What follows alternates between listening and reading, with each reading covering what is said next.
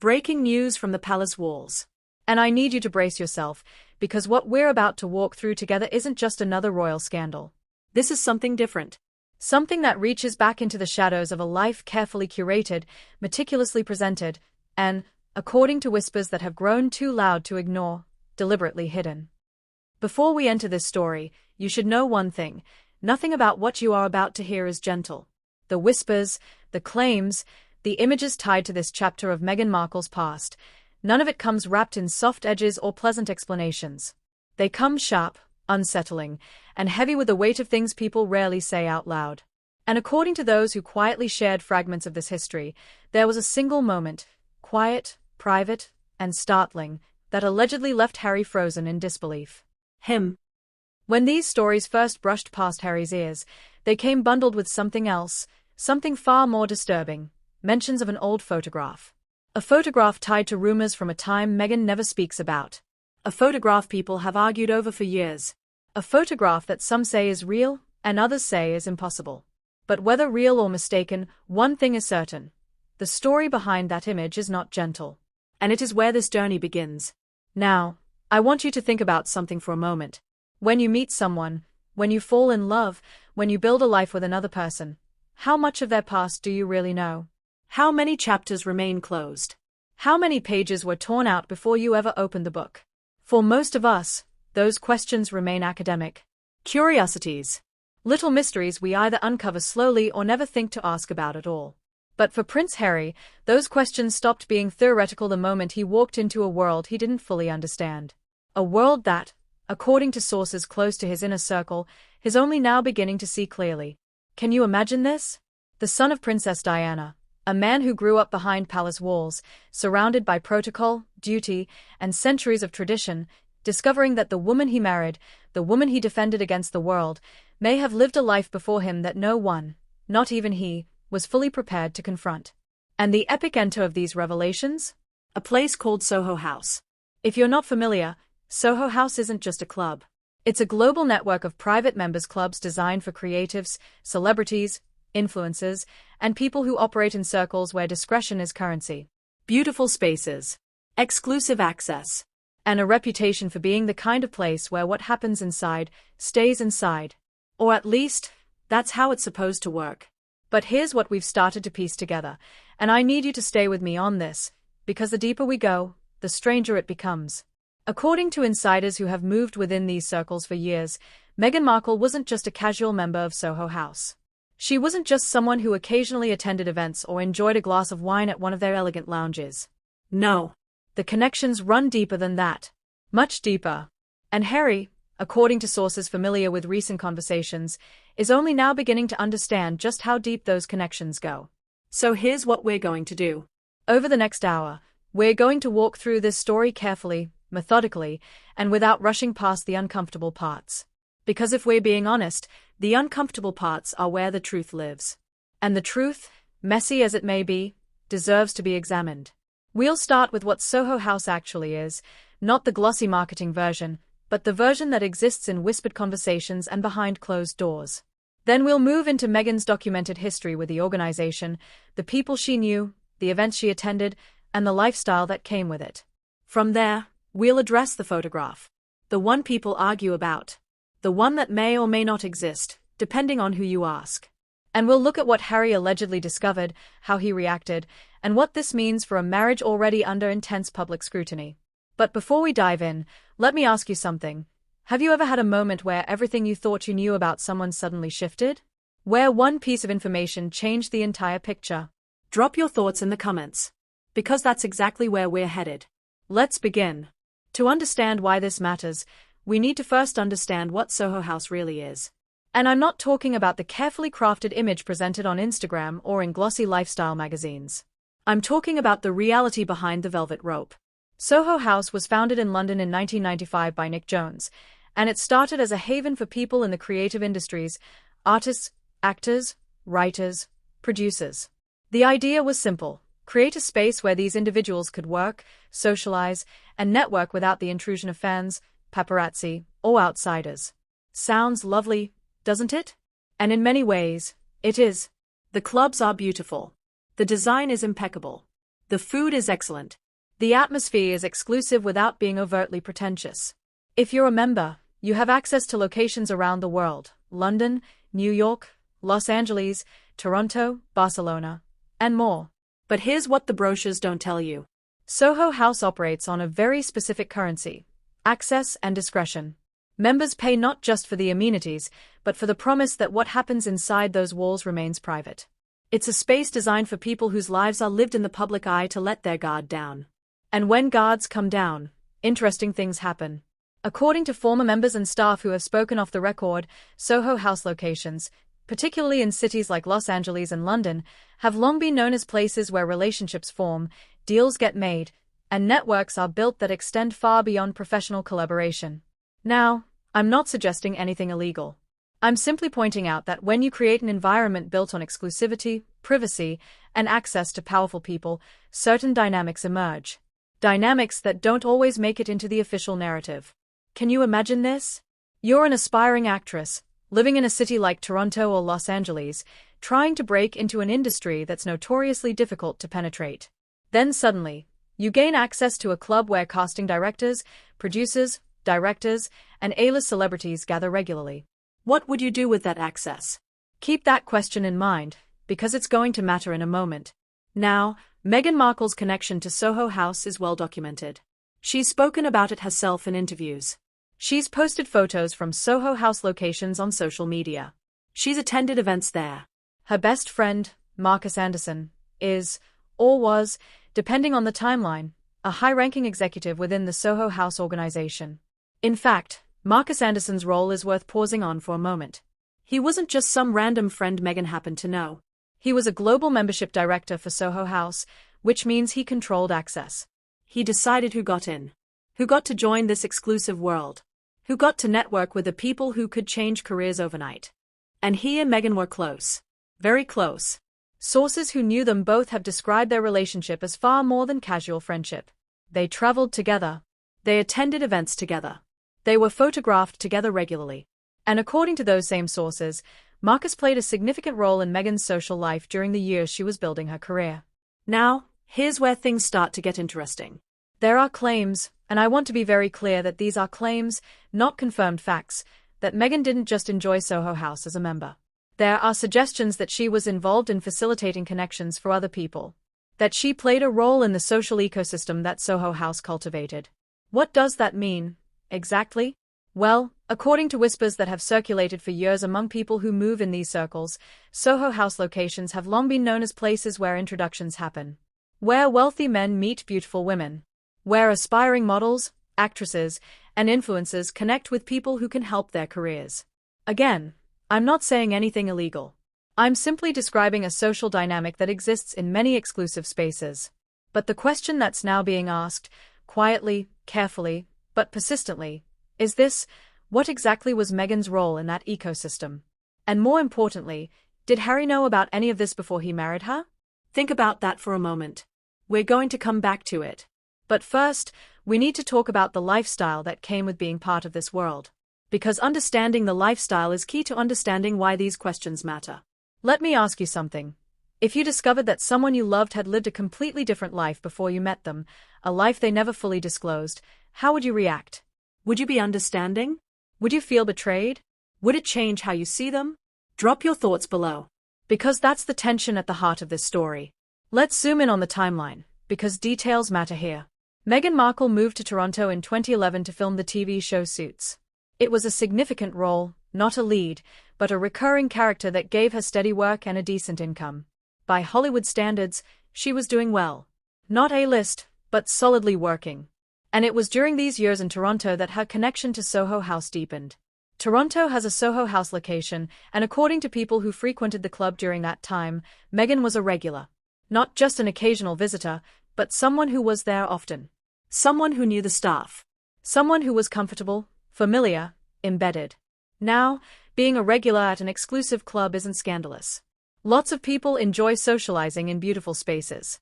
But what's worth noting is the company she kept. According to sources who were part of that scene, Meghan was often seen with a rotating cast of wealthy men. Not famous men, necessarily, but men with money. Men who could afford Soho House memberships. Men who moved in circles where influence and opportunity were abundant. And here's the part that makes people uncomfortable. There are claims, again, claims, not proven facts, that Meghan was known within certain circles as someone who was strategic about her relationships. What does that mean? Well, let's just say that people notice patterns. Patterns of who she spent time with. Patterns of how those relationships seem to benefit her career, her lifestyle, her opportunities. Can you imagine this? You're trying to build a career in an industry where connections are everything. Where one introduction can change your entire trajectory. Where knowing the right person at the right time can mean the difference between obscurity and opportunity. Would you be strategic about who you spend time with? It's not an easy question to answer, is it? Now, I want to be very careful here, because we're entering territory that's been heavily disputed. There are people who will tell you that Meghan was simply a social, outgoing person who enjoyed networking. That she was ambitious, yes, but that there's nothing wrong with ambition. And they are not wrong. Ambition isn't a crime. Networking isn't scandalous. But then there are other people who were there, who saw things, who remember conversations and moments, who tell a different story. A story that's far less flattering. These are the people who claim that Meghan's time at Soho House wasn't just about socializing. That it was about access. About positioning. About cultivating relationships with people who could open doors. And some of those people go even further. They claim that Meghan was part of a broader network, a network of women who understood how to navigate the world of wealthy men, exclusive clubs, and the kind of lifestyle that comes with proximity to power and money. Now, before you jump to conclusions, let me be clear. There is no verified evidence of anything illegal or even definitively unethical. What we're talking about here is a social dynamic. A way of operating within certain circles that some people find distasteful and others see as simply playing the game. But here's why it matters. If these claims are true, and I emphasize if, it means that the version of Meghan Markle that the world was presented with, the version that Harry fell in love with, may have been carefully edited. Curated. Designed to emphasize certain qualities while obscuring others. And according to sources close to Harry, that realization has been devastating. Think about it. Harry has spent years defending Meghan against media scrutiny. He's walked away from his family. He's relocated to another country. He's burned bridges with people who were once close to him. And now, if these whispers are accurate, he's learning that the woman he sacrificed everything for may have been someone very different before she met him. How would you feel? Would you question everything? Would you feel deceived? Would you wonder what else you don't know? I want you to think about that, because we're about to go even deeper. But before we do, let me ask you, have you ever had someone in your life turn out to be different than you thought? Share your story in the comments. Because empathy is important here. Now, let's talk about the photograph. This is where the story takes a turn into territory that's been hotly debated, fiercely denied, and endlessly speculated about. There is a photograph. Or at least, people claim theirs. A photograph allegedly taken during Meghan's Soho House years. A photograph that, depending on who you ask, either exists in private collections or has been completely fabricated by people with an agenda. I'm going to describe what people claim is in this photograph, but I want to be very clear, I have not seen it. I cannot verify its existence. And there are legitimate questions about whether it's real or whether it's a case of mistaken identity. But the story around it matters, because whether it's real or not, it's become part of the narrative surrounding Meghan's past. According to those who claim to have seen it, the photograph shows a woman who looks remarkably like Meghan at what appears to be a private event. An exclusive gathering.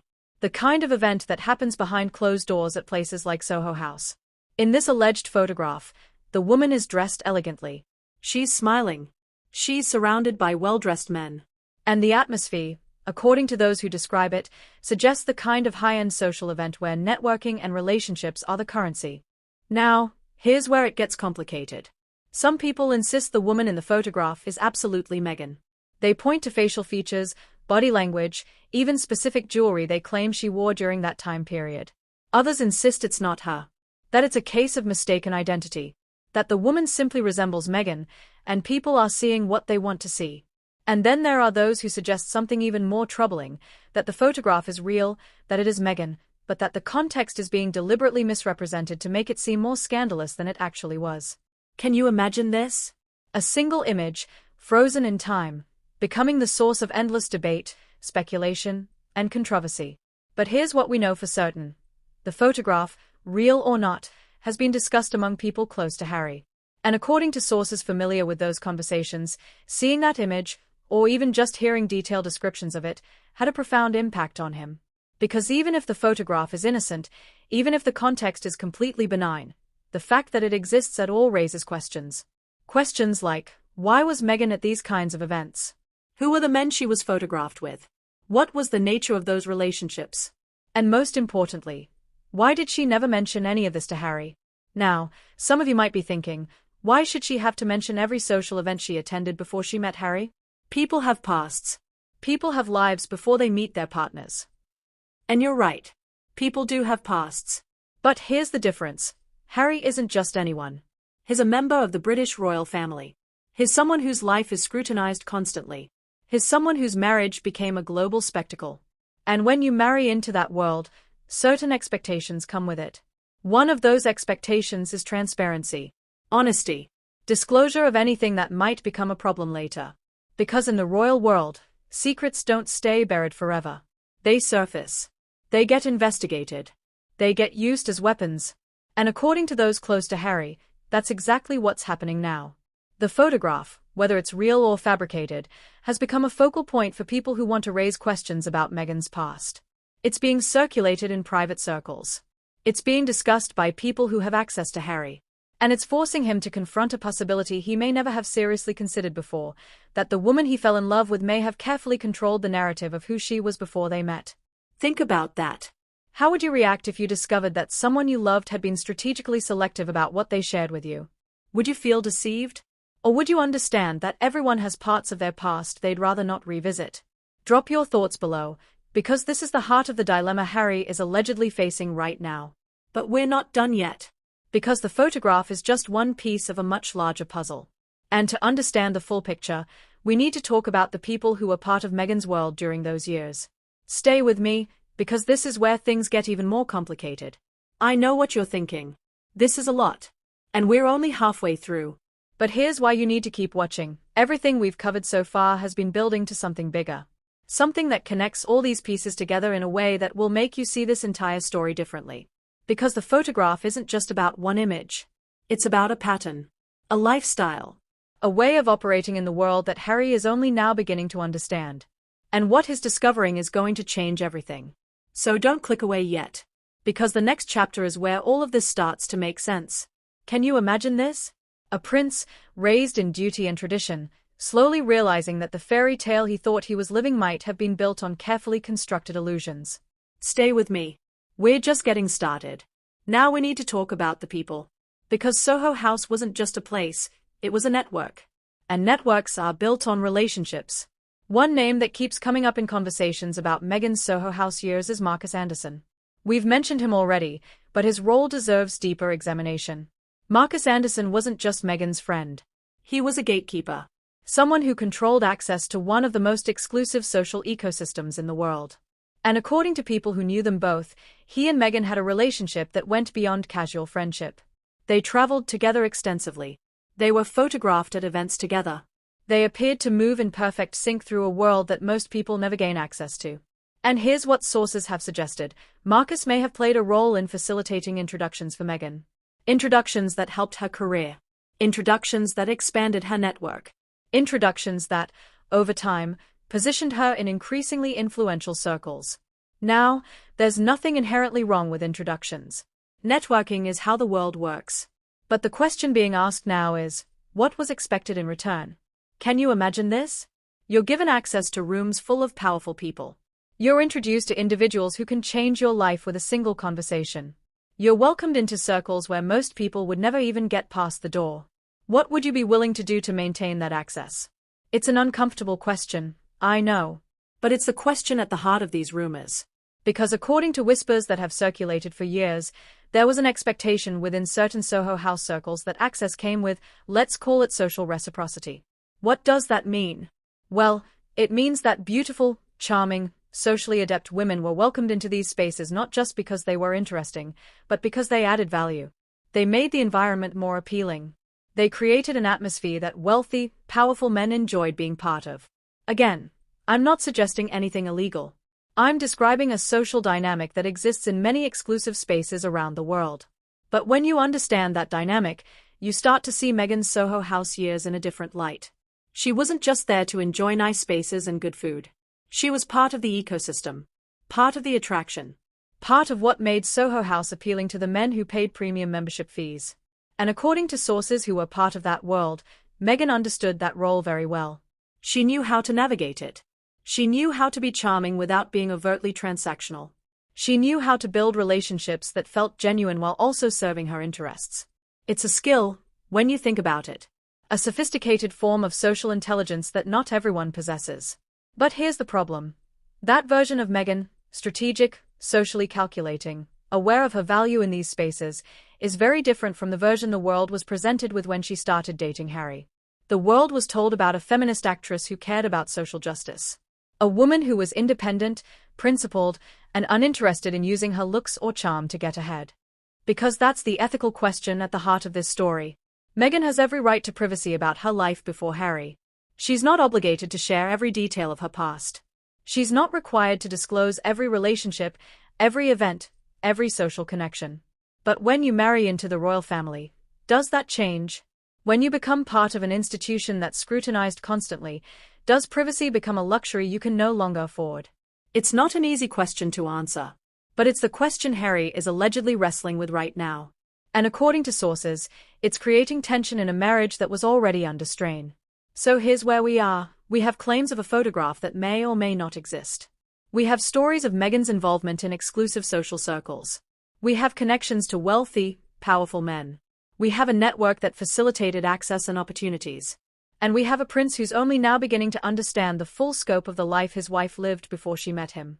What happens next? That's what we need to explore in this final chapter. Because the story doesn't end with discovery. It ends with consequences. Stay with me. We're almost there. Before we get to the conclusion, I need you to understand something. This story isn't just about Meghan's past. It's about what happens when two people build a life together on incomplete information. When one person's version of themselves doesn't quite match reality.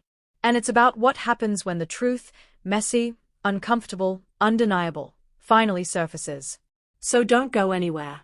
Because what comes next is going to tie everything together. Can you imagine this? A marriage built on a carefully curated image, now being forced to confront the reality beneath. This is where it all comes together. So here we are. Harry, according to sources close to him, is facing an impossible situation. On one hand, he's a man who has publicly defended his wife against intense media scrutiny. He's walked away from his family. He's relocated to another country. He's built an entire new life around the idea that Meghan was unfairly treated, misunderstood, and targeted because of who she is.